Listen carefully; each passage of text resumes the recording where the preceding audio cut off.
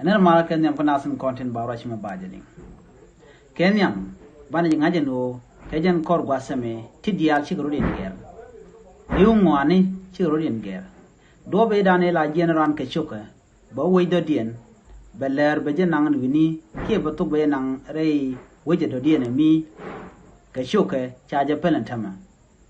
Ko kor gwa de dan mi gorga jeno ba raj bajeling mite raj mi to kujirol la generan ke choka baran baje jak bene ti bago jogono to kon kaname mi chitwo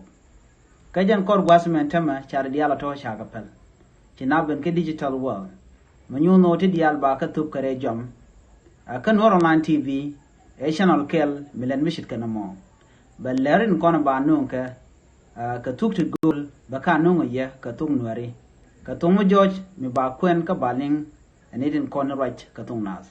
anor online tv tele to one lede batin konan to de wini kire rol nuari shumene rol jurtin ko ken ba ka nunga ye ko bienten kon lat ka rodin bi mon bien ka kula je ka tiak ka nor online tv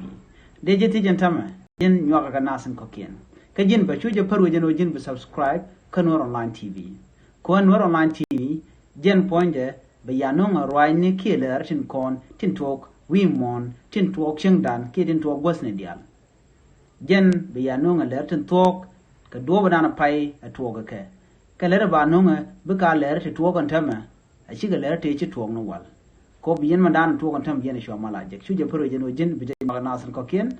biya kamal kan online tv kan ma je nasan ko ken ka chuje pro je no jin bi subscribe ka jin bando ko no jin bi notification bell bi je twan biya ta kamal agenda na gore de nyaga je kel yen nas dial content right ka tung ne nas bye bye